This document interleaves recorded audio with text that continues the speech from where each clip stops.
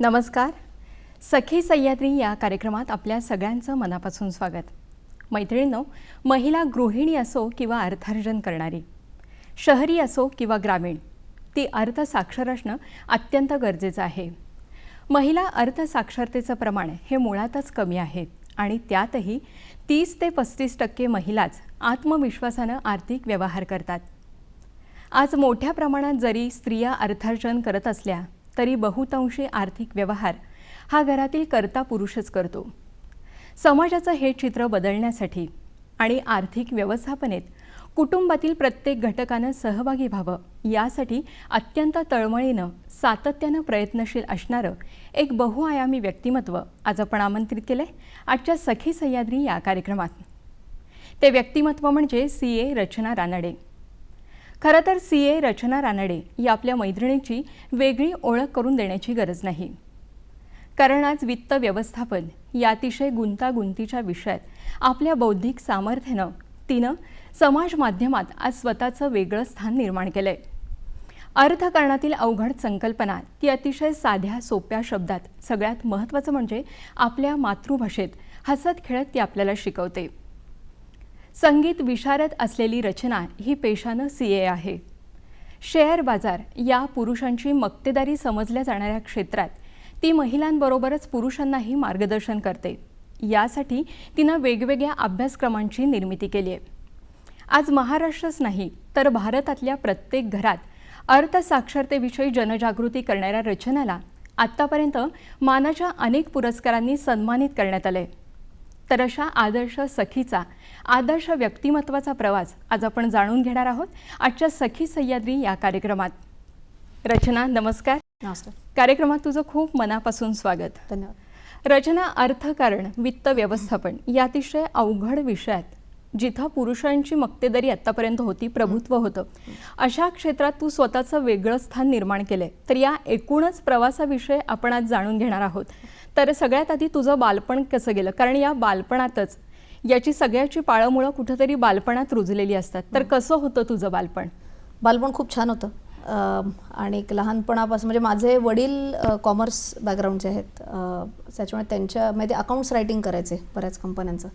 So लहानपणापासून असं काहीतरी लेजर्स असतात आणि लोकांचे काहीतरी बँकेची पासबुक्स घरी असायची, त्याच्यातनं वडील काहीतरी एंट्रीज करत असायचे. सो कुतूहल जे आपण म्हणतो ना, ते लहानपणीच खूप निर्माण झालं होतं की काहीतरी असा बहुतेक हिशोब मांडायचा असतो. हे एक कळालं, पण आपला हिशोबही मांडायचा असतो का हे त्याच्यातनं नव्हतं कळालं. पण हे मला आईने शिकवलं. म्हणजे जवळजवळ मला आठवतं ते एक 6वीत वगैरे असल्यापासून किंवा 5वी-6वीत असल्यापासून मला आणि माझ्या भावाला, मोठा भाऊ आहे माझा, तोही चार्टर्ड अकाउंटंटच आहे, आणि त्याला आणि आम्हाला दोघांना पॉकेट मनी मिळायची लहानपणी, काय 10 रुपये वगैरे जे काय मिळत असेल ते. पण आईने असं कंपल्सरी केलेलं असायचं की जी काय पॉकेट मनी मिळेल त्याची नोंद ठेवायला पाहिजे, किती खर्च झाला, काय झालं, किती पैसे वाचले. आणि आमच्या दोघांपैकी ज्याचे जास्ती पैसे वाचायचे त्याला पुढच्या पॉकेट मनीमध्ये 2 रुपये एक्स्ट्रा मिळायचे. सो त्याच्यामुळे कुठं ना कुठं तरी मिळालेला पैसा हा जपून वापरायचा असतो, त्याच्यातनं बचत करायची असते. हे कुठं ना कुठं तरी एक लहानपणीच त्याचं एक बीज पेरलं गेलं असं आपण म्हणू शकतो. आणि ते वाचलेले पैसे जे असायचे ते आई म्हणायची कधी ह्याच्यात नाही, पिगी बँकमध्ये नाही ठेवायचे, हे सांगायचे. ते बँकेत जाऊन जमा करून यायचे. मग मला आठवते मी अगदी शाळेत असल्यापासनं बँकेत आईबरोबर जाणं, पे इन स्लिप भरणं, विड्रॉल स्लिप भरणं, हे सगळं मी केलेलं आहे. त्याच्यामुळे खूप छान वाटायचं. म्हणजे असे आजी आजोबा लोक काही जेव्हा यायचे तेव्हा मी म्हणायचे मी तुमच्यासाठी भरून देते पे इन स्लिप वगैरे. सो हे खूप केलेलं आहे लहानपणी. आणि मग मी म्हटलं असं की ते किती लहानपणापासून म्हणजे बचत किंवा गुंतवणूक FDच्या स्वरूपात म्हणा ठीक आहे, पण ती अगदी लहानपणापासून इंट्रोड्यूस झाली. मला आठवते माझं नाही का कोऑपरेटिव्ह बँकमध्ये अकाउंट होतं. आणि अशी तेव्हा चर्चा चालू होती की कदाचित काहीतरी धोक्यात येऊ शकेल का काय बँक वगैरे, असं चर्चा चालू होती. तेव्हा मी साधारण 11वीत होते. मग आई म्हणली आपण एक काम करू, इकडनं पैसे आपण काढू आणि कुठेतरी दुसरीकडे गुंतवू. तर माझी आई आर्ट्स साईडची आहे, त्याच्यामुळे तिला स्टॉक्स आणि म्युच्युअल फंड्स वगैरे एवढं काही तिला एक्सपोजर नव्हतं. तर ती म्हणली आपण सोन्यामध्ये पैसे गुंतवूयात तुझे. सो तेव्हा मला आठवतंय माझे म्हणजे 10वीतली बक्षिसांचे पैसे म्हणा, नातेवाईकांनी दिलेले पैसे सगळे मिळून किंवा लहानपणापासून वाढदिवसाचे सगळे मिळून एक साधारण 8-1 हजार रुपये होते. सो मी 11वीत असताना माझं पहिली सोन्यातली गुंतवणूक 1 तोळं सोनं 8,000 रुपये गुंतवले होते. आणि आज 1 तोळ्याची किंमत साधारण 75 ते 80 हजार आहे. सो मी म्हटलं तसं की लहानपणापासून ही पूर्ण म्हणजे ह्या सगळे जे खूप इतरांना अवघड वाटणारे शब्द हे मला खूप जवळचे वाटू लागले, कारण मी प्रॅक्टिकली त्या गोष्टी केल्या होत्या. म्हणलं असं आहे खूप छोटी गोष्ट बँकेत जाऊन आपापले पैसे जमा करून येणे, पण ह्यांनी जो एक आत्मविश्वास वाढतो की हो हे काही अवघड नाही आहे, खूप सोपं आहे, हा एक कुठं ना कुठेतरी लहानपणापासून निर्माण झाला असं म्हणायला काहीच हरकत नाही. आणि हे खरं तर आर्थिक व्यवस्थापनाचे धडे तुला कुटुंबातच मिळाला, तो वारसा आईकडून तुला मिळाला. अगदीच. आणि आता CA झाल्यानंतर खरं तर तुला खूप चांगल्या पगाराची नोकरी मिळाली असती, पण तू हे न करता आणि 1-2 वर्ष नाही तर तब्बल 10 वर्ष CA आणि MBAच्या विद्यार्थ्यांना शिक्षण दिलंस, तू मार्गदर्शन केलंस. तर यामागची तुझी भूमिका काय होती? शिक्षण क्षेत्राकडे कशी वळलीस? परत इथे आईचंच योगदान आहे असं म्हणायला हरकत नाही. माझी आई शिक्षिका होती आणि पुण्यातल्या बऱ्याच नावाजलेल्या शाळांमध्ये किंवा 1-2 कॉलेजेसमध्ये तिने शिकवलेले. माझे दोन्ही आजोबा पण शिक्षक होते. सो आपण म्हणतो ना रक्तातच आहे शिक्षकी पेशा असं म्हणायला हरकत नाही. सो ते एक होतं की आई शिक्षिका आहे तर मला पण शिक्षिका व्हायचं आहे. आणि लहानपणातले काही काही छोटे छोटे प्रसंग असतात जे आपल्या मनावर एक ठसा उमटवून जातात.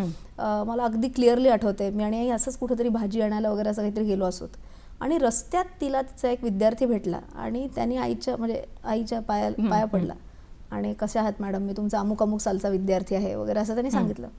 तर मला ते इतकं अपील झालं मनाला की काय त्या मुलाला वाटत असेल माझ्या आईला भेटल्यावरती की अरे ह्यांच्यामुळे मी आज काहीतरी घडलं, एक मार्गदर्शन. मी असं नाही म्हणत की संपूर्ण आईचंच यश आहे, पण त्याच्या आयुष्याला एक दिशा देण्याची जी काही एक पूर्ण प्रोसेस असेल, खारीचा वाटा नक्की माझ्या आईचा होता. आणि मला असं वाटलं की कुठेतरी लोकांच्या जीवनात जर मी तो एक खारीचा वाटा जर देऊ शकले, निर्माण करू शकले तर खूप छान होईल. आणि म्हणून ते क्रेज होतं असं म्हणायला हरकत नाही की मला शिक्षक व्हायचं होतं. पण CA झाल्यावर बऱ्याच जणांनी मला सांगितलं की अगं तू फर्स्ट अटेम्प्ट चार्टर्ड अकाउंटंट झालेली आहेस, कुठल्याही MNC मध्ये तू गेलीस तर एक चांगला पगार मिळू शकेल. म्हणजे माझे जे फ्रेंड्स होते जे फर्स्ट अटेम्प्ट झाले होते तेव्हा त्यांना त्या काळात 40,000ची वगैरे नोकरी ऑफर होत होती आणि मला कॉलेजमध्ये 20,000ची नोकरी ऑफर केली जात होती. आणि सगळ्यांनी मला वेड्यात काढलं की अगं काय तुझं चुकतंय. म्हटलं आज देवाच्या दयेने माझ्यावर माझं घर अवलंबून नाही आहे. माझे वडील आहेत, आई आहे, सगळे, भाऊ पण माझा तोपर्यंत CA झाला होता, बहिणी CA आहे माझी. म्हणलं माझं जे काय पैसे आहेत ते माझे मलाच वापरायला मिळणार आहेत. सो आज मी ही जर एक जोखीम घेऊ शकते की माझा जरी निर्णय चुकला माझ्या करिअरच्या बाबतीतला तरी असं काही आभाळ कोसळणार नाही, पण माझ्या मनाला जे करावं असं वाटतंय ते मला करून तर बघायचंय पहिले 1-2 वर्ष. झालं नाही झालं तर काय डिग्री तर कोणी घेऊ नाही शकत माझी काढून. डिग्री आहेच, कुठल्या तरी एका CA फर्ममध्ये काय जॉब मिळेल, कमी पगारात मिळेल फार तर. पण हा एक आत्मविश्वास होता की नाही, जे मन सांगतंय ते करायला हरकत नाही आहे. आणि प्रयत्न केला आणि यश मिळालं का नाही असं मीच नाही सांगत, पण आवडायचं मुलांना, माझं लेक्चर नक्की आवडायचं. पण आज विद्यार्थी घडवण्याचं खूप महत्त्वाचं आणि मोलाचं काम तू केलंस, ही खरंच कौतुकाची गोष्ट आहे. आज आर्थिक व्यवस्थापन, वित्त व्यवस्थापन, बचत, गुंतवणूक हे शब्द जरी कानावर पडले तरी दडपण येतं आणि महिला 4 पावलं मागे वळतात.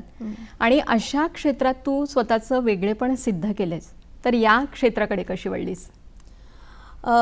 2011 का 12 साली सेबी जी आपली एक म्हणजे रेग्युलेटरी अथॉरिटी आहे स्टॉक मार्केटची, तर सेबीनी एक असं कॉलेजेसमध्ये फ्लोट केली होती रिक्वेस्ट की ज्या शिक्षकांना सेबीचं रिसोर्स पर्सन व्हायचंय त्यांनी एक 7 दिवसांच्या ट्रेनिंग प्रोग्रामसाठी मुंबईत यावं तो ट्रेनिंग प्रोग्राम करावा, परीक्षेला बसावं आणि जे कोण उत्तीर्ण होतील त्या परीक्षेमध्ये ते सेबीचे रिसोर्स पर्सन म्हणून ओळखले जातील. आता म्हणजे काय सांगते सोप्या ह्याच्यात की सेबीचं सुद्धा काम असतं लोकांना आर्थिक साक्षर करणं, पण जे कोण आर्थिक साक्षरता पसरवत आहेत ते स्वतः आर्थिक साक्षर असणं गरजेचं असतं. बरोबर. सो मी जर काही चुकीचं शिकवायला लागले तर म्हणजे झालंच मज्जा.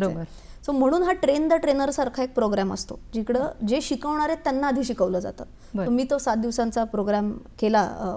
थँकफुली माझ्या डायरेक्टरनी मला परवानगी दिली की कॉलेजच्याच वेळात तू मुंबईत जाऊ शकतेस आणि तू हे प्रोग्राम करू शकतेस. सो तो प्रोग्राम केला मी, 7 दिवसांचा ट्रेनिंग प्रोग्राम केला. त्याच्यानंतर परीक्षेला बसले, पास झाले त्याच्यात. आणि मग सेबीचा असा नियम होता की दर वर्षात कमीत कमी 12 आर्थिक साक्षरतेचे तुम्ही धडे वेगळ्या वेगळ्या ठिकाणी जाऊन घ्यायचे. अच्छा. म्हणजे वेगळ्या वेगळ्या ठिकाणी इन व्हॉट सेन्स की शाळेतली मुलं असतील, कॉलेजमधली मुलं असतील, गृहिणी असतील, त्याच्यानंतर निवृत्त झालेले लोक असतील, समाजातला प्रत्येक वेगळ्या वेगळ्या घटकांपैकी, किंवा अगदी कॉर्पोरेट्स मधले म्हणले तरी सुद्धा मिडल लेवल मॅनेजमेंट म्हणा, टॉप लेवल मॅनेजमेंट म्हणा, सगळ्या वेगळ्या वेगळ्या प्रकारातल्या लोकांना जाऊन सेशन्स द्यायचे होते. सो हा 2011-12 वॉट एव्हर जे वर्ष होतं तिथपासनं 2000 जवळजवळ 18-19 पर्यंत जेव्हा मी हे सातत्याने 6-7 वर्ष हे कार्यक्रम केले, सगळीकडे मला एकच गोष्ट जाणवली की असं नाहीये की फक्त गृहिणींना आर्थिक साक्षरतेमध्ये काही अडचण येते किंवा आर्थिक निर्णय घेताना भीती वाटतेय.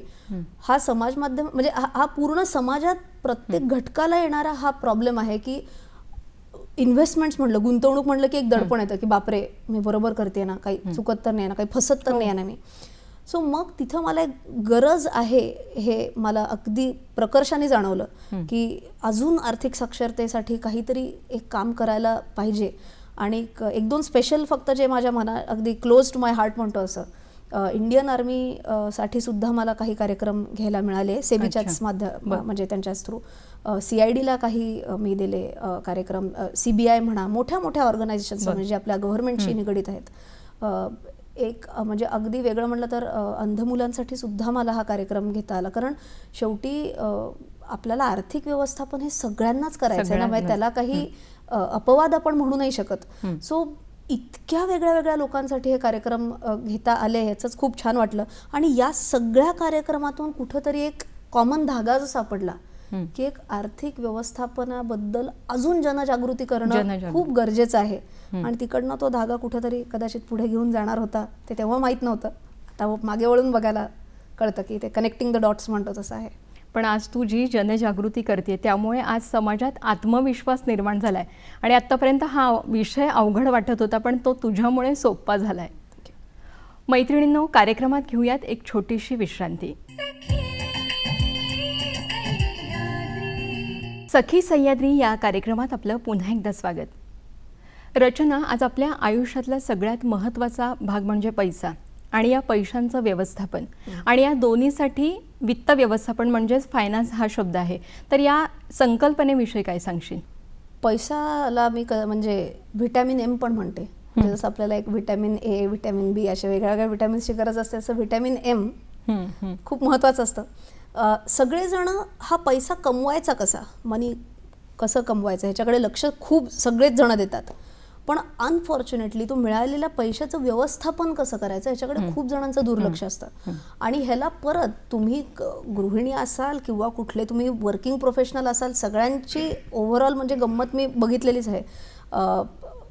सो म्हणजे या सगळ्या ह्याच्यातनं ना मी कायम सगळ्यांना सांगते की पैसे किती मिळतात याच्यावरनं श्रीमंती ठरण्यापेक्षा तुम्ही पैशांचं नियोजन काय पद्धतीने करता ह्यानी तुमची श्रीमंती किती होऊ शकेल याचा एक जास्ती अंदाज तुम्ही लावू शकता.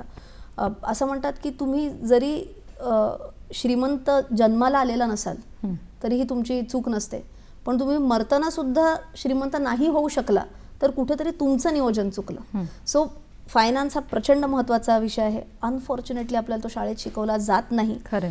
मग तुम्ही आयुष्यभर असंच रडत बसणार का, अरे मला शाळेत शिकवलं असतं तर मग मला कुठेतरी जमलं असतं. नाही, मग आता आपण आपले एफर्ट्स घ्यायला पाहिजेत. आणि एफर्ट्स घेण्यासाठी मी म्हणेन तसं आपण जेव्हा लहान होतो आपल्याला हार्डली काही सोर्सेस अवेलेबल होते, रिसोर्सेस ना के बराबर होते की कुठून शिकणार फायनान्स शिकायचं असेल तरी. आज TV आहे किंवा अनेक समाज माध्यम आहेत ज्याच्यातून आपल्याला फुकट हे सगळं शिकायला मिळतं. तर मी म्हणते एक लागते हुशारी शिकायला जी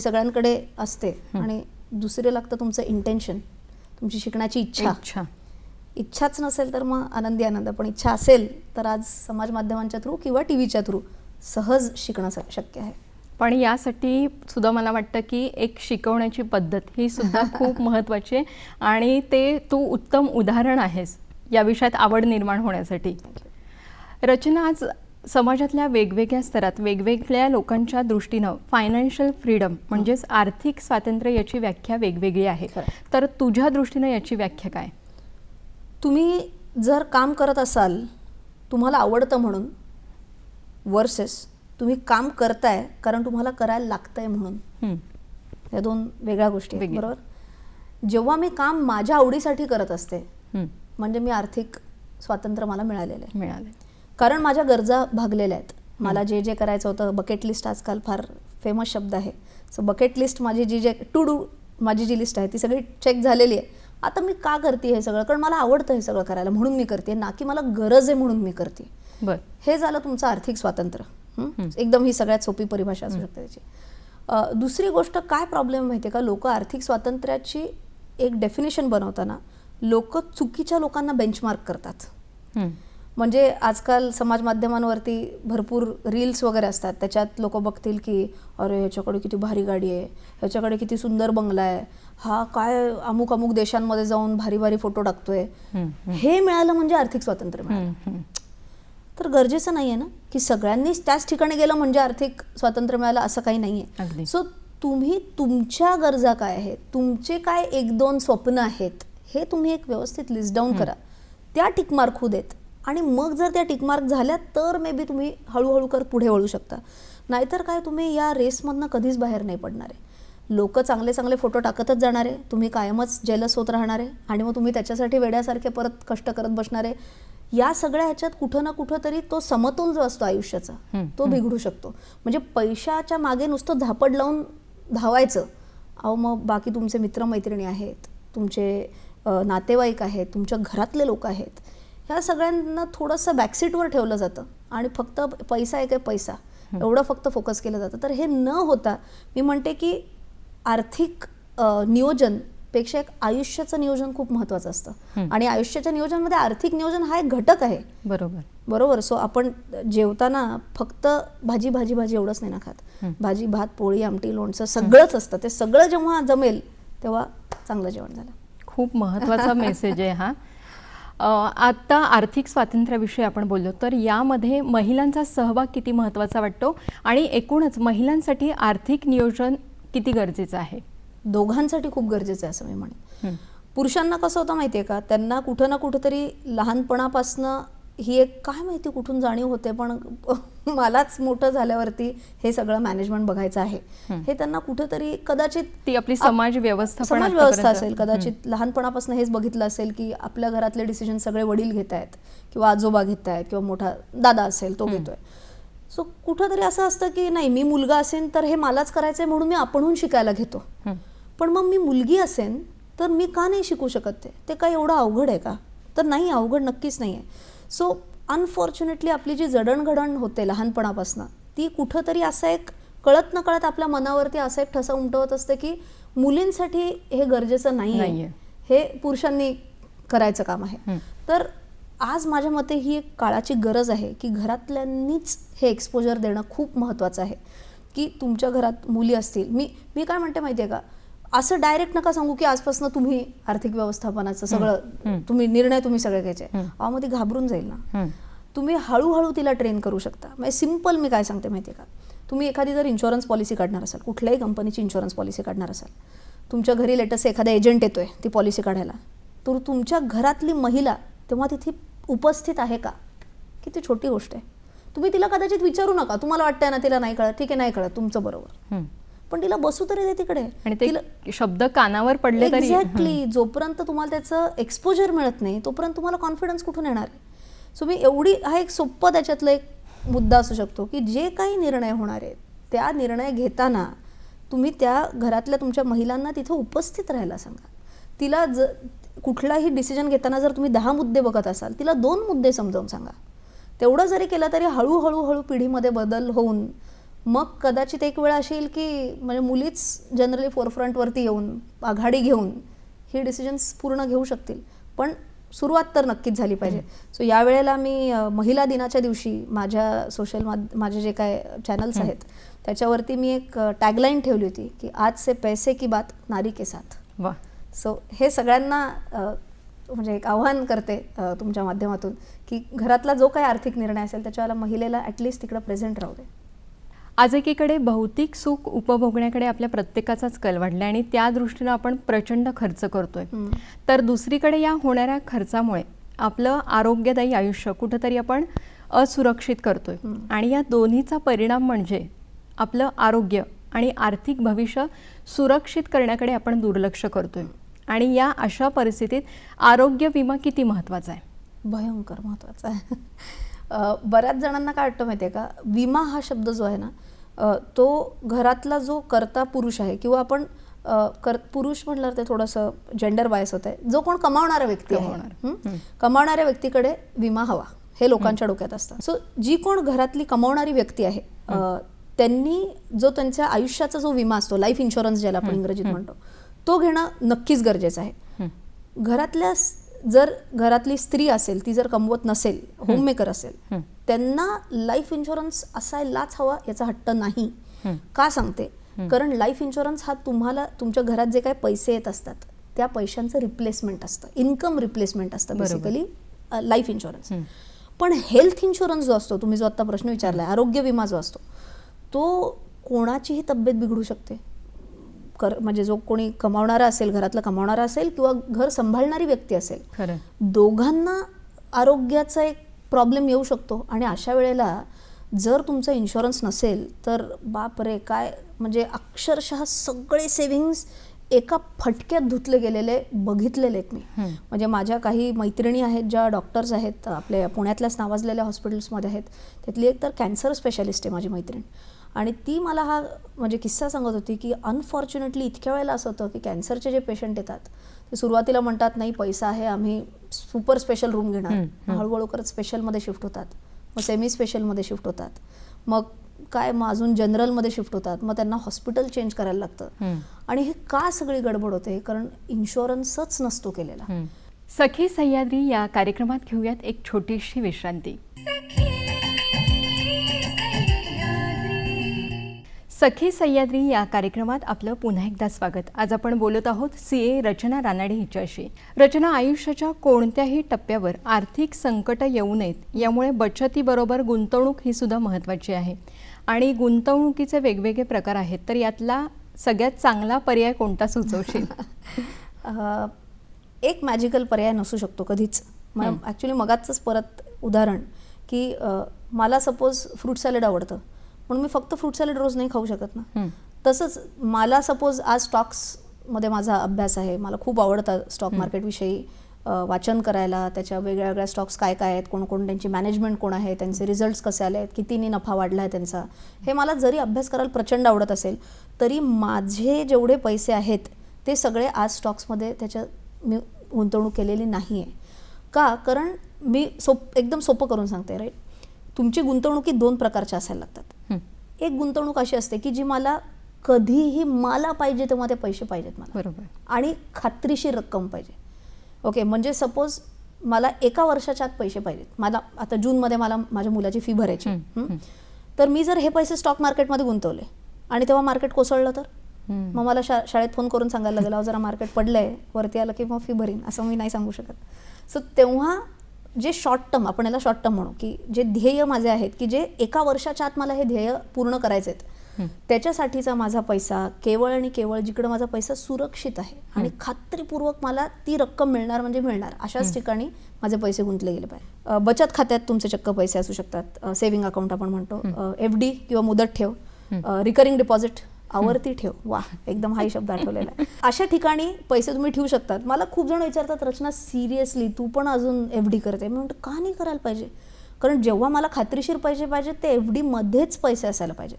पण मग याचा अर्थ असा का की सगळेच पैसे FD ठेवायचे? तर बिलकुल नाही. कारण FD मध्ये मला किती रिटर्न्स परतावा किती मिळणार आहे? 60%, खूप झालं तरी. आणि महागाईच आपली साधारण तेवढी आहे, ठीक आहे, म्हणजे आकडा जो जाहीर होतो तो साधारण 5-6% आहे, पण आपल्याला जी भाजीपाला लागतो, दूध लागतं, ते काही 5 आणि 6% नाही, त्याच्यापेक्षा नक्कीच जास्ती टक्क्यांनी महागाई वाढते. सो अशा वेळेला जेव्हा माझे लॉंग टर्म ध्येय असतील, साधारण असं म्हणू शकतो लॉंग टर्म किंवा मीडियम टर्म पण 3 वर्षांच्या पेक्षा पुढचे जे काय माझे ध्येय आहेत, लेट अस से मला एखादी कार घ्यायची 3 वर्षांनंतर, मला XYZ, मला लेट अस से फॉरेन ट्रिप, मला एकदा तरी भारताबाहेर जाऊन यायचंय, कधी 10 वर्षांनंतर गेलं तरी चालेल, पण मला एकदा तरी नक्की जाऊन यायचंय.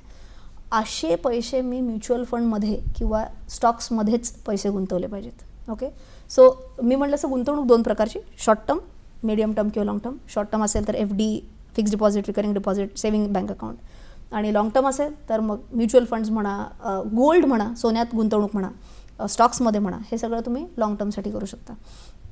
एक आवर्जून सांगेन की आजकाल फ्रॉड्सही भरपूर होत आहेत. सो बरेच तुम्हाला अशा जाहिराती सापडतील की या स्टॉकमध्ये पैसे गुंतवा आणि 4 रुपयाचा 4,000 रुपये मिळवा.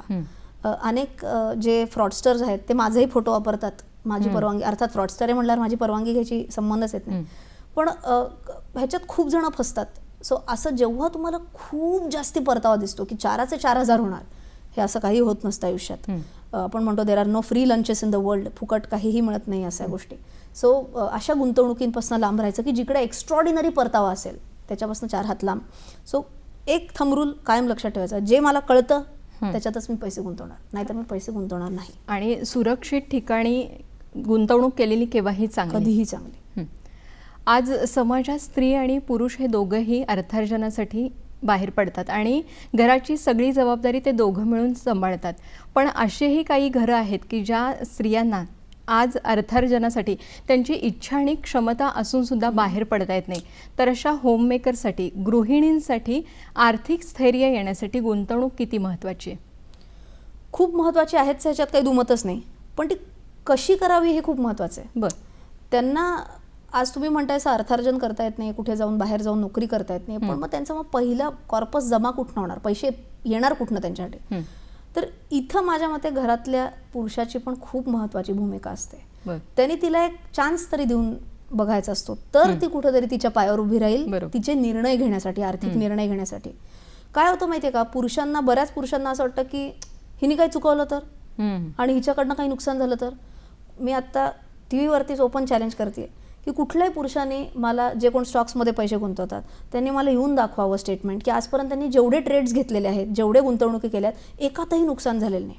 आणि मी बेट लावून सांगते की कोणीही मला हे दाखवू नाही शकणार. हा, म्हणजे आयुष्यात आजपर्यंत जर एकच शेअर घेतला असेल आणि तोच प्रॉफिटमध्ये असं आपण एक एक्सेप्शन बाजूला सोडून देऊयात, बट जे व्यवस्थित इन्व्हेस्ट करतात, ज्यांच्याकडे एक 10-15 स्टॉक्स तरी असतील किंवा बऱ्यापैकी त्यांनी गुंतवणूक केली असेल, असं होऊच नाही शकत की एकही निर्णय चुकला नाही. ओके, सो तुम्ही पण चुकताना मग तिला पण जरा शिकण्याची आणि चुकण्याची संधी द्या, पडू देत तिला, चुकू देत तिला, काय हरकत आहे. अशी एक रक्कम घरातल्या गृहिणीला द्यावी की जी तिला सर्वस्व, तिला तिचे निर्णय घेऊ देत. आणि मी तर म्हणते सुरुवातीला रक्कम छोटी ठेवा, अशी रक्कम ठेवा की जी गेली तरी तुम्हाला रात्रीची झोप शांतपणे लागेल. मग तुम्हाला वाटतं ठीक आहे 1,000 रुपये तर देऊन बघतो, तिला द्या 1,000 रुपये आणि तिला सांगा तू बाबा तू गुंतवणूक कर, तुला वाटतंय तिथे तू गुंतवणूक कर, पण त्याचा काहीतरी अभ्यास कर आणि मग गुंतवणूक कर. केवळ अमुक व्यक्तीने सांगितलं म्हणून मी तिकडे पैसे गुंतवले असं नको. ओके, सो मी नक्की हे सांगते की जर त्या 1,000 रुपयाचे 1,100 रुपये जरी झाले ना, तरी तिच्यात आत्मविश्वास 1,000 रुपयाने एवढा येणार आहे, पुढच्या 100 रुपयाने एवढा नाही येणार आहे. ओके, सो इथं मी म्हटलं तसं पुरुषांचा खूप मोठा रोल असतो या गोष्टीत. म्हणजे मलाही खूप जण विचारतात की रचना तू कशी स्टॉक मार्केटकडे वळालीस? तर माझ्या नवऱ्यानी, माझ्या भावानी, माझ्या वडिलांनी स्टॉक मार्केट विषयी नाही पण गुंतवणुकीच्या विषयी खूप मला सपोर्ट केला की अगं तू पण बघ, तू पण CA आहेस आज, तुला येईल हळूहळू करून. सो माझ्या आयुष्यातही पुरुषांनी खूप मोठा एक महत्त्वाची भूमिका साकारली आहे, जेणेकरून मला या विषयाची आवड लागली आणि आवड लागल्यावरती मी त्याच्यात कुठं ना कुठं तरी प्रगती माझी झाली. तर तसंच घरातल्या जे कोण तुमच्या स्त्रिया आहेत त्यांना पुरुषांनी थोडंसं मोटिवेट करा आणि त्यांनाही आत्मविश्वास देणं खूप गरजेचं आहे. खूप गरजेचं आहे. मैत्रिणींनो, सखी सह्याद्री या कार्यक्रमात घेऊयात एक छोटीशी विश्रांती. सखी सह्याद्री या कार्यक्रमात आपलं पुन्हा एकदा स्वागत. आपण आता आर्थिक गुंतवणुकीविषयी बोलतोय, तर या गुंतवणुकीचा पोर्टफोलिओ ही संकल्पना नक्की काय? पोर्टफोलिओ म्हणजे तुमची एकूण जेवढी गुंतवणूक आहे त्याच्यात काय काय घटक आहेत, हे झालं तुमचं पोर्टफोलिओ. ओके, एकदम वेगळं उदाहरण सापडलं, मिसळण्याचा डबा. मिसळण्याचा डबा हा आपल्या घरातल्या स्पायसेसचा बर, एक पोर्टफोलिओ झाला. क्या बात आहे. म्हणजे थोडी हळद, थोडं तिखट, मोहरी, जिरं. बापरे, सासूबाई इंटरव्ह्यू बघत असतील तर त्या म्हणतील स्वयंपाकघरात दिसत नाही पण हळदीतले काय म्हणजे काय, मिसळण्याच्या डब्यात काय आहे हे माहिती तरी आहे. माहिती आहे मला तेवढं. ओके, सो हा तुमचा झाला फोडणीत घालणाऱ्या वस्तूंचा एक पोर्टफोलिओ. बर, राईट. तसंच माझ्याकडे सपोज आज 1,00,000 आहेत. आता हे 1,00,000 मी कसे कसे कुठे कुठे गुंतवलेले आहेत, की अमुक रक्कम FD मध्ये आहे, अमुक रक्कम म्युच्युअल फंडमध्ये आहेत, किती सोन्यात आहेत, किती स्टॉक्समध्ये आहेत, किती PPF सारख्या एखाद्या ठिकाणी आहेत. हे सगळे मिळून एक शब्द पोर्टफोलिओ. अच्छा. किंवा थोडं नटनटींच्या जर उदाहरण द्यायचं आलं तर तुम्ही त्यांच्या तोंडून खूप वेळेला ऐकलं असेल की माझा पोर्टफोलिओ हा आहे. तर त्यांनी जेवढे केवढे प्रोफेशनल फोटोग्राफ्स काढून आणलेले आहेत तो त्यांचा झाला पोर्टफोलिओ. सगळ्यांचं एक एकत्रीकरण तुमचा पोर्टफोलिओ असतो. अच्छा. आज आपल्याला आयुष्याच्या वेगवेगळ्या टप्प्यावर आर्थिक ध्येय खुणावत असतात. मग एकीकडे वाढलेली महागाई आणि दुसरीकडे आपला राहणीमानाचा जो दर्जा सुधारला आहे आणि याचा कुठंतरी सुवर्ण मध्य साधण्यासाठी आपली रोजची धडपड चालू असते. तर या परिस्थितीत आर्थिक नियोजनाची योग्य व्याख्या काय सांगशील? आपण लहानपणापासून जे शिकलोय ना तीच योग्य व्याख्या करा. अंथरूण पाहून हातपाय पसरावे. लोकांना वाटतो की मी वन टाइम खर्च जास्ती केला, पण तो वन टाइम जास्ती खर्च नसतो, तो रिकरिंग खर्च तुम्ही ॲक्च्युली जास्ती करत असता.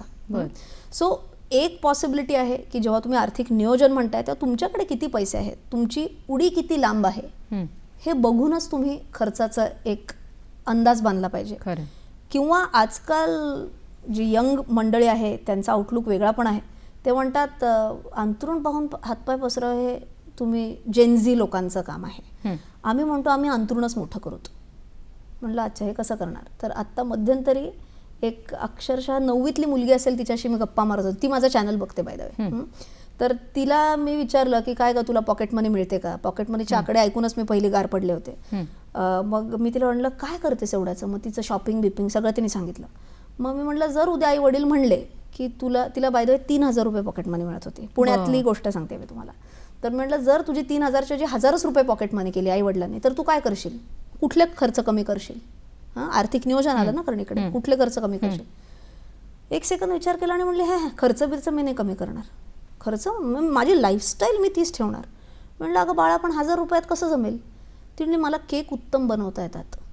मी केक बनवीन, ते विकीन आणि जे 2,000 रुपये कमी पडतात ते कमवीन, पण लाईफस्टाईल तेवढीच ठेवणार मी. सो हे नवीन पिढीचं एक विचार करण्याची बदललेला दृष्टिकोन आहे. आणि हा पण पालकांना माहिती असावा की आपण जसा विचार करायचो आर्थिक नियोजनाबद्दल तसाच विचार कदाचित पुढची पिढी करत असेल हेही गरजेचं नाहीये. सो त्यांचे काय विचार आहेत हे थोडेसे समजून घेऊन त्या पद्धतीने आपली आर्थिक नियोजनाची व्याख्या कुठं ना कुठं तरी त्यांच्या मनात रुजवून कुठंतरी एक सुवर्ण मध्य साधायला पाहिजे. आज इंटरनेटमुळे व्यापार आणि व्यवहार ऑनलाईन झालेत. खरं तर ही क्रांतीच म्हणावी लागेल. आणि काही सेकंदात व्यवहार करणं सोपं असल्यामुळे ऑनलाईन व्यवहारांना खूप मोठ्या प्रमाणात मागणी आहे. पण याचबरोबर ऑनलाईन फसवणुकीचे सुद्धा प्रकार खूप वाढलेत.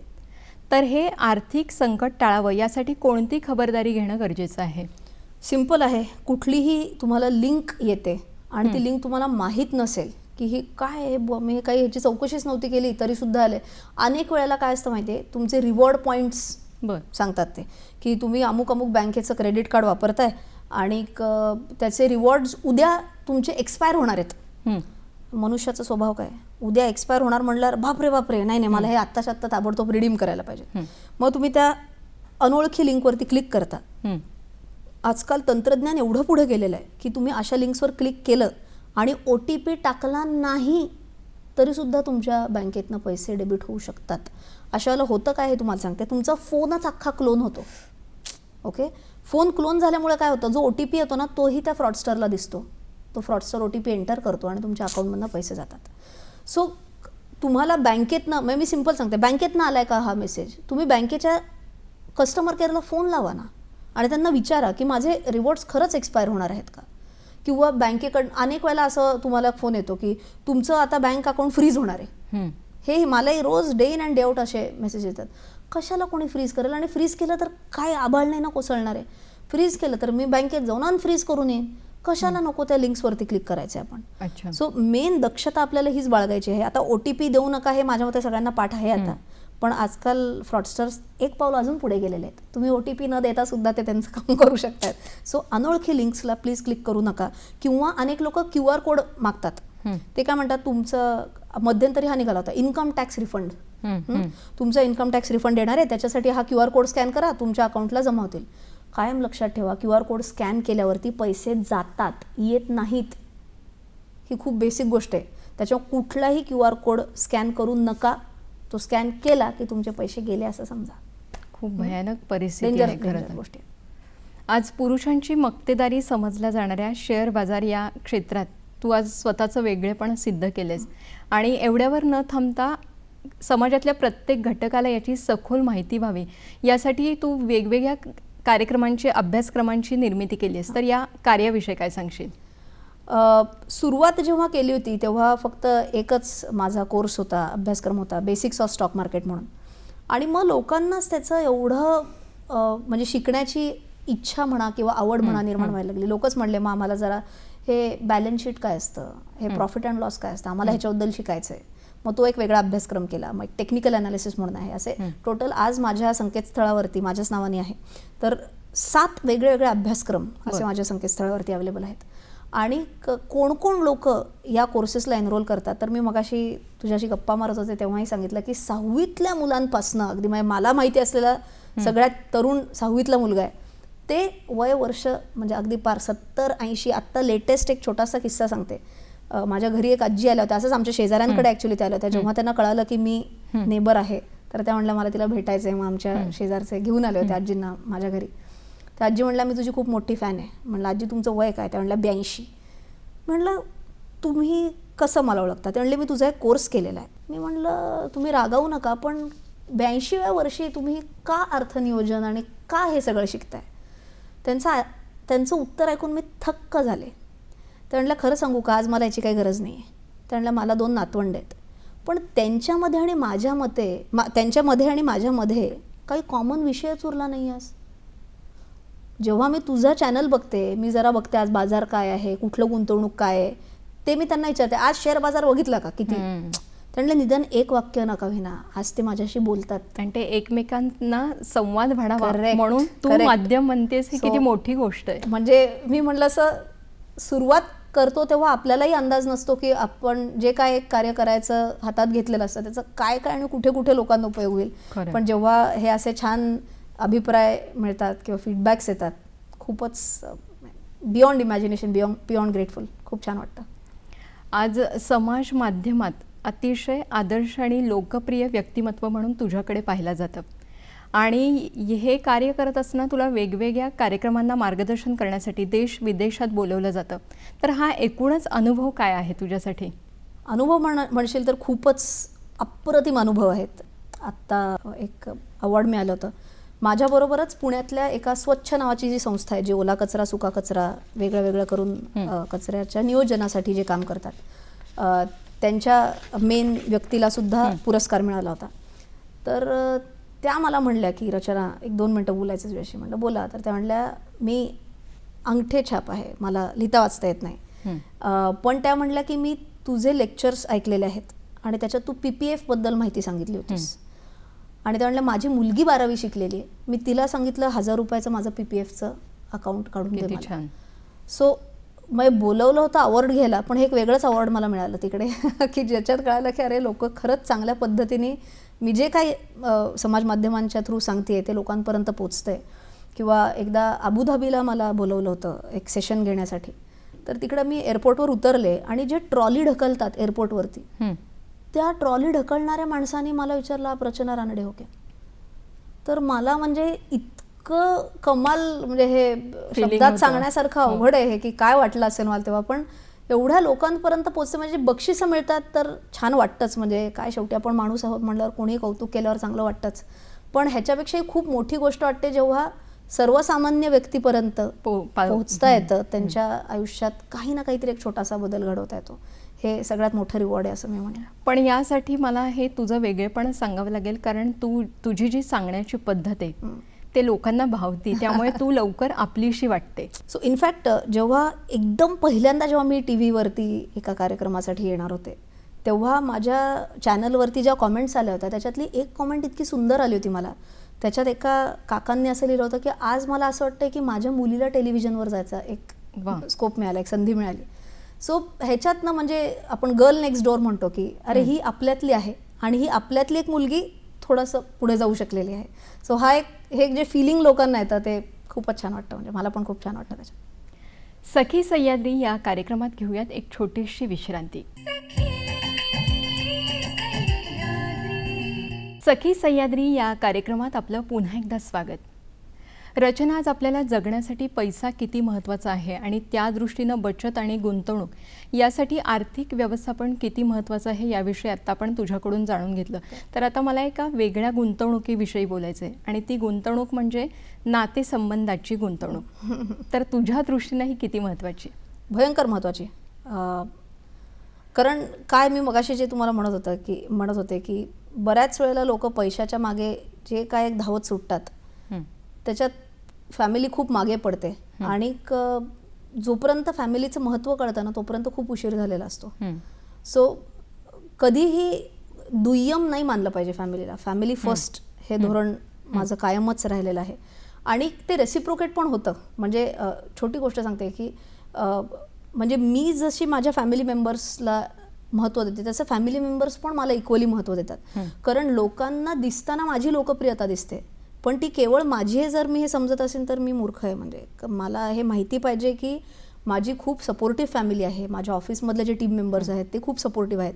ही सगळी सिस्टीम आहे म्हणून मी आहे म्हणजे सगळं असं ही भावना आली की मी काय म्हणते की जेव्हा अनुभवापेक्षा अहंकार मोठा होतो तेव्हा अधोगतीच्या दिशेने तुमच्या गाडीची वाटचाल सुरू होणार हे नक्की आहे. सो हा अहंकार कधी मनात नाही आला पाहिजे आणि तुमच्या मनात ही कायमच भावना असली पाहिजे की तुमचे जे इकोसिस्टीम म्हणू शकतो आपण हे की फॅमिली मेंबर्स आहेत, स्टाफ आहे, या सगळ्यांमुळे तुम्ही मोठे होत असतात. आणि नातं म्हणजे फक्त फॅमिली मेंबर्स बरोबरच नातं असंही नाही म्हणणार. तुमच्या आजूबाजू सगळ्याच लोकांबरोबर एक वेगळं वेगळं नातं असतं तुमचं. त्या लोकांमुळे ही एक सगळी तुमची वाटचाल असते. फॅमिलीचं नक्कीच ह्याच्यात एक मोठा वाटा असतो आणि एक फर्स्ट प्लेस त्यांची असते. म्हणजे मी हे पण सांगते की तुम्ही जरी स्वित्झर्लंडला गेला आणि तुमचे जर आवडतीचे लोक तुमच्याबरोबर नसतील तर ते स्वित्झर्लंडची मजा नाही. पण तुमच्या आवडतीच्या लोकांबरोबर महाबळेश्वरला जरी गेला तरी स्वित्झर्लंडपेक्षा जास्ती मजा येते. खरं. So I think family first हे खूप महत्त्वाचं आहे. मी एक शेर पण ऐकला होता, तुमचं परवानगी असेल तर. इर्शाद. अरे सुबह सुबह उठना पड़ता है जिंदगी कमाने के लिए साहेब, आराम कमाने निकलता हूँ आराम छोड़कर, दौलत की भूख ऐसी लगी कमाने निकल गए, दौलत मिली तो हाथ से रिश्ते निकल गए, बच्चों में रहने की फुर्सत न मिली कभी और जब फुर्सत मिली तो बच्चे कमाने के लिए निकल गए. सो हा जो एक डायलेमा असतो कायम की फॅमिली का पैसा, ह्याच्यात तुम्ही जेव्हा समतोल गाठू शकाल बस. घर, कुटुंब, व्यवसाय, सामाजिक कार्य या सगळ्या पातळीवर तू समतोल कसा साधतेस आणि कुटुंबाचा सहभाग कसा मिळतो? कुटुंबाचा सहभाग खूप मोठा आहे, ह्याच्यात काहीच दुमत नाही आहे. आज माझ्या मुलाची परीक्षा चालू आहे, मी इकडं आहे पण माझा नवरा घरी थांबलेला आहे त्याच्यामुळे, किंवा तो शाळेत नाही येईल तेव्हा त्याला दूध वगैरे देणं काही जे काय असेल किंवा त्याला काय अभ्यास करायचा आहे हे मी त्याला सांगून ठेवलं आहे, मग तो त्याला अभ्यासाला बसवेल. तर जर तो म्हणला असता की नाही बाबा ते तू सगळं तू शेड्यूल तू ठरवायचं आहे ते तू ठरव, मला ऑफिसला जायचं आहे बाबा, हे तो म्हणला असता तर हे अवघड होतं सगळं करणं बरोबर. किंवा मला आठवते माझा मुलगा साधारण एक 3 का 4 महिन्यांचा असताना मला एक खूप चांगली अपॉर्च्युनिटी आली होती आणि मला 2 दिवस पुण्याबाहेर जायला लागणार होतं. आणि तेव्हा मला इतकी द्विधा मनस्थिती होती की मी जाऊ का नको, एवढं लहान बाळ आहे. तेव्हा नवऱ्याने पण सांगितलं की आम्ही आहोत ना, सासूबाई म्हणल्या मी पण आहे, सासरे म्हणले आम्ही आहोत सगळे, तू काळजी नको करू, तू जाऊन ये. सो हा जो एक आत्मविश्वास आपले फॅमिली मेंबर्स देत असतात तर ह्याला काही बीटच नाही. म्हणजे मला तिकडं गेल्यावर कोणीतरी विचारलं होतं ॲक्च्युली की तुला आठवण नाही का येते मुलाची किंवा तुला गिल्ट नाही येते का, तर माझ्या तोंडून पटकन नाही निघून गेलं. तुला आठवण येत नाहीये म्हटलं, जर आठवण आली इमोशनल कनेक्ट वेगळा झाला बरोबर, पण आठवण ही जर काळजीपोटीची आठवण असेल ना तर मग माझ्या फॅमिली मेंबर्सवर विश्वास नाही असं होतं. काळजी कुठंच नव्हती, कारण मला जेव्हा माझ्या नवऱ्यानी, सासूबाईंनी, सासऱ्यांनी सगळ्यांनी जेव्हा शब्द दिला होता की अगं तू बिंदास जा आम्ही आहोत, तर ते जेव्हा सांगतायत आहोत म्हणजे आहोत. सो मला कुठेच काही काळजी नाही वाटली. मी माझ्या कामावर पूर्ण फोकस करू शकले. मी तो इव्हेंट माझ्यासाठी जो काय होता तो खूप चांगल्या पद्धतीने एन्जॉय करू शकले, शिकू शकले. सो ह्या गोष्टी डोक्यात ठेवल्या पाहिजेत. त्यांनी आपल्यासाठी खूप काही योगदान दिलेलं आहे, ह्याचं आपल्याकडे कुठंतरी जाणीव पाहिजे. आणि मी म्हणते असं it's a give and take. कुठल्याच रिलेशनमध्ये 100पैकी 100 मार्क नाही मिळू शकत. आय एम शुअर की या माझ्या सगळ्या फॅमिली मेंबर्सला 10पैकी 2-3 गोष्टी तरी माझ्या आवडत नसतील आणि मलाही त्यांच्या 2-3 गोष्टी आवडत नसतील. पण त्या 2-3 गोष्टी धरून बसायचं का उरलेल्या 7-8 गोष्टी आहेत ना त्याच्याकडे आपण फोकस करायचा. हा प्रत्येकाचा आउटलुक असतो आणि मी तरी अशी आहे की मी त्या 7-8 गोष्टींकडे जास्ती फोकस करते. रचना, समाजात तू CA आणि आर्थिक गुंतवणुकीचे धडे देणारी म्हणून प्रसिद्ध आहेस. पण याबरोबरच तुझी आणखी सुद्धा एक ओळख आहे की ती आपल्या बऱ्याच मैत्रिणींना माहीत नसेल. ती म्हणजे तू संगीत विशारद आहेस आणि संगीत हे तुझं पहिलं प्रेम आहे. तर या प्रेमाविषयी काय सांगशील? लहानपणी ना आमच्या बिल्डिंगमधले आम्ही 3-4 मुलं मुली मिळून गाण्याच्या क्लासला जायचो. मी पहिलीत होते बरं का तेव्हा. आणि तो क्लास शेजारच्या गल्लीमध्ये होता आमच्या. तर तिकडं आईबाबा आम्हाला सगळ्यांचे आईबाबा आम्हाला जायची परवानगी द्यायची. सो हा एक म्हणजे ते एकच मोटिवेशन असायचं. गाणं काही ओकाठो कळायचं नाही तेव्हा. पण आई वडील नाही आहेत आणि आम्ही आमचे मित्र मैत्रिणी शेजारच्या गल्लीमध्ये चालत चालत आपले जातोय. ह्याच्यातच जी काय मज्जा यायची त्याची. आजही माझ्याकडे ती वही आहे गाण्याची. त्याच्यात फुली गोळा खेळलेला आहे, त्याच्यात म्हातारीचं घर खेळलेलं आहे आणि गाणं कुठंतरी कोपऱ्यात आहे. सो मला खरंच तेव्हा गाणं कळायचं का नाही हेही मला माहीत नाही. पण आपण जे म्हणतो ना की कळत न कळत कानावरती संस्कार होत असतात. तेव्हा आमच्या क्लासमध्ये असं असायचं की सिनियर्स जे असतील त्यांचं ऐकत थांबायचं. पुढे अर्धा तास कंपल्सरी असायचं की ते काय गात आहेत ते ऐकत थांबायचं. भलेही आम्ही फुले गोळा खेळत असू तिकडे मागे बसून, पण ते कानावर पडत गेल्या गोष्टी त्याचं कुठं ना कुठं तरी एक छान मनावर इम्पॅक्ट होतोय हे तेव्हा लहानपणी कळालं नसेल, पण मे बी ते डेव्हलप होत गेलं. मग हळूहळू करत म्हणजे मी माझ्यानंतर मग मोठी झाल्यावरती साधारण एक आय थिंक 5वी 6वीत का 7वीत गेल्यावरती घर बदललं आम्ही. माझ्या गुरु बदलल्या. त्यांच्याकडनं खूप म्हणजे तिकडनं खरं माझं संगीताचं शिक्षण सुरू झालं असं मी म्हणेन. मला आई सांगते हे लहानपणी की शाळेतनं कितीही दमून आलेली असेल. माझा क्लास रात्री 9ला घ्यायच्या माझ्या गुरु. त्या म्हणायच्या आणि 9 ते मला वाटेल तोपर्यंत मी शिकवणार तुला. सो कधी कधी अगदी 10:30-11 वगैरे पण घरी वाजायचे यायला. पण मी घरी आले की एकदम फ्रेश होऊन घरी यायचे.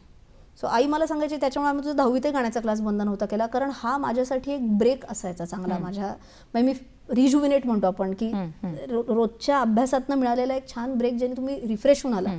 आणि ते जे मी एक्सपिरियन्स केलं ते मी आजही एक्सपिरियन्स करते की कितीही काम झालेलं असेल तरी पण मला ड्राईव्ह करायला खूप आवडतं. सो आम्ही रात्री मी आणि माझा नवरा छान काय 11:30-12 असेल ड्राईव्हला जातो, आवडतीची गाणी लावतो आणि ते जरी अर्धा तास जरी चक्कर मारून आलो तरी दिवसाचा सगळा शीण निघून जातो आणि पुढच्या दिवशी परत जोमाने कामाला सुरुवात करता येते. आज जो तुला वेगवेगळ्या मानाच्या पुरस्कारांनी सन्मानित करण्यात आले आणि तुला मुख्यमंत्र्यांच्या हस्ते सुद्धा पुरस्कार मिळाला आणि खरं तर तुझी यादी ही न संपणारी आहे. तर या पुरस्कारांविषयी काय भावना आहेत? मी म्हणलं असं पुरस्कार महत्त्वाचे आहेत का, तर नक्कीच महत्त्वाचे आहेत. पण पुरस्कारांसाठी काम नाही केलं कधीच. कायम हीच एक ओढ होती मनाला की मी करीन ते बेस्ट असायला पाहिजे. म्हणजे काही ना काहीतरी म्हणजे प्रत्येक व्हिडिओ बघितल्यावर लोकांना वाटलं पाहिजे की ह्या जरी व्हिडिओ 15 मिनिटांचा असेल तरी या ह्याच्यातनं मी या 2 गोष्टी खूप महत्त्वाच्या शिकले. आणि हा पुरस्कार माझ्यासाठी खूप मोलाचा आहे, खूप महत्त्वाचा आहे. मुख्यमंत्र्यांच्या हस्ते पुरस्कार मिळणं हा रेझ्युमे बिल्ड करत असतो. लोकांकडनं प्रतिसाद मिळणं हे तुमचं पर्सनॅलिटी बिल्ड करत असते. सो माझ्या मते हे सगळेच पुरस्कार मला इक्वली महत्त्वाचे आहेत. आज कर्तृत्व, नेतृत्व आणि वक्तृत्व या तिन्ही पातळीवर तुझं काम खूप कौतुकास्पद आहे. आणि आता कार्यक्रमाच्या शेवटी आपण वळतोय, तर जाता जाता मैत्रिणींना कोणता संदेश देशील? मैत्रिणींना एकच संदेश देईन की अजिबात घाबरायचं नाही आहे. देवाने असं नाही केलं ना की फक्त आर्थिक बुद्धी फक्त पुरुषांकडेच दिली आहे आणि महिलांना एकदम ढ करून ठेवलेलं. असं आहे का? असं नक्कीच नाही आहे. आपण हळूहळू करत, मी म्हणलं असं छोटी छोटी पावलं उचलत, मगाशी मी सांगितलं तसं 1000 रुपयांपासून सुरू करा, 500 रुपयांपासून सुरू करा. हे जेव्हा तुम्ही कराल तेव्हा आपोआप आत्मविश्वास हळूहळू करत वाढत जातो आणि तो आत्मविश्वास वाढला की तुम्ही नक्कीच स्वतःचे निर्णय स्वतः घेऊ शकाल. आणि ते जे एक फिलिंग असतं ना की हो मी माझे निर्णय घेऊ शकते आणि मला घरातल्या जे काय आर्थिक गोष्टी आहेत, गुंतवणुकी आहेत, त्याच्याबद्दल मला माहिती आहे, हे एक फिलिंगही खूप छान असतं. So just go for it. आज आपला समाज, त्यातला प्रत्येक घटक अर्थसाक्षर होण्यासाठी तू जे काम करतेस ते खरंच खूप मोलाचं आहे आणि अतिशय प्रेरणादायी आहे. आणि तुझी जी पद्धत आहे सांगण्याची. कारण अर्थकारण हा आत्तापर्यंत खूप अवघड विषय वाटत होता, पण तुझ्यामुळे तो आज सोपा वाटतोय आणि लोकांचा आत्मविश्वास खूप वाढतोय आणि तू अर्थसाक्षर पिढी घडवतेस. या दृष्टीनं तू जे कार्य करतेस ते निश्चितच एक नवी दिशा देणारं, नवा दृष्टिकोन देणार आहे. रचना, आज तू इथे आलीस आणि इतकं महत्त्वपूर्ण मार्गदर्शन आपल्या मैत्रिणींसाठी केलं त्याबद्दल दूरदर्शनच्या वतीनं मी तुझे आभार मानते. धन्यवाद.